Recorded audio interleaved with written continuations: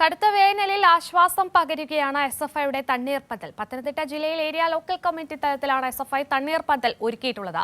കാണാമിനി പത്തനംതിട്ടയിലെ തണ്ണീർപ്പന്തലിലെ വിശേഷങ്ങൾ.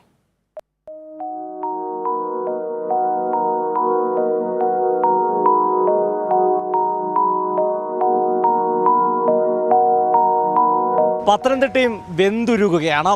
പക്ഷേ പത്തനംതിട്ടക്കാർക്ക് ആശ്വാസം പകരുകയാണ് എസ്എഫ്ഐയുടെ തണ്ണീർപ്പന്തൽ. നമ്മളിപ്പോൾ ഉള്ളത് എസ്എഫ്ഐയുടെ തണ്ണീർപ്പന്തലിലാണ്. ഇവിടെ എത്തുന്ന ആർക്കും സൗജന്യമായി തണ്ണിമത്തൻ ജ്യൂസാണ് എസ്എഫ്ഐ നൽകുന്നത്. മാത്രമല്ല കുടിവെള്ളവും നാരങ്ങ വെള്ളമൊക്കെ നൽകുന്നുണ്ട്. എസ്എഫ്ഐയുടെ ജില്ലാ പ്രസിഡന്റ് അമലും ചേരുന്നുണ്ട്. അമൽ, എന്താണ് ഈ തണ്ണീർപ്പന്തൽ അല്ലേ? എന്താണ് ഈ തണ്ണീർപ്പന്തൽ? നമ്മൾ ഈ നിലവിൽ ഈ കേരളത്തിനകത്ത് അടക്കം കാലാവസ്ഥ വളരെ പ്രതികൂലമായി നിൽക്കുന്നൊരു സാഹചര്യമാണ്.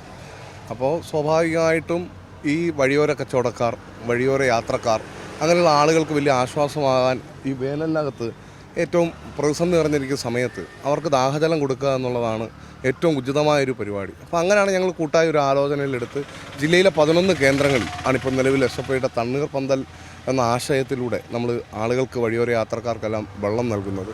അതിനിയും വിപുലപ്പെടുത്താൻ തന്നെയാണ് നമ്മുടെ തീരുമാനം. എങ്ങനെയാണ് വരുന്നവരൊക്കെ വലിയ സന്തോഷമാണ് പ്രകടിപ്പിക്കുന്നത്? തീർച്ചയായിട്ടും. ഇപ്പോൾ നിലവിലെ ഈ പ്രതികൂല സാഹചര്യത്തിൽ ഇപ്പോൾ നമ്മൾ ഇവിടെ ഉച്ചയാകുമ്പോഴാണ് നമ്മൾ തണ്ണിമത്തൻ കൊടുക്കുന്നത്. അപ്പോൾ അതിനുശേഷം ഒരു മണിക്കൂർ അല്ലെങ്കിൽ 2 മണിക്കൂറിനുള്ളിൽ തന്നെ ഇത് തീർന്നു പോകുന്നൊരു നിലയുണ്ട്. അത്രയധികം ആൾക്കാർ ഇവിടെ വന്ന് ഇത് കുടിച്ചിട്ട് പോകുന്ന സ്ഥിതിയാണ് ഇപ്പോൾ ഉള്ളത്. ആളുകളുടെ പ്രതികരണത്തിലേക്കൊന്ന് കടന്നാലോ? വളരെ നല്ല അഭിപ്രായമാണ്. കാരണം ഈ ചൂട് സമയത്ത് ഇങ്ങനെയൊക്കെയുള്ള കാര്യങ്ങൾ ചെയ്യുന്നത് വളരെ നല്ല കാര്യമാണ്. അത് ചെയ്യാനുള്ള ഒരു മനസ്സാണ്. അതിനെക്കുറിച്ച് വളരെ നല്ല അഭിപ്രായമാണ്.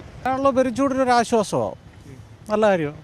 ദിവസേന നൂറുകണക്കിന് ആളുകളാണ് എസ്എഫ്ഐയുടെ തണ്ണീർപ്പന്തലിൽ എത്തുന്നത്. കനത്ത ചൂടിൽ ജനങ്ങൾക്ക് ആശ്വാസം പകരുകയാണ് പത്തനംതിട്ട എസ്എഫ്ഐയുടെ ജില്ലാ കമ്മിറ്റിയുടെ നേതൃത്വത്തിലുള്ള തണ്ണീർപ്പന്തൽ. ക്യാമറമാൻ അഖിലേഷ് കുണമണ്ണൊപ്പം സുജി ടി ബാബു, കൈരളി ന്യൂസ്, പത്തനംതിട്ട.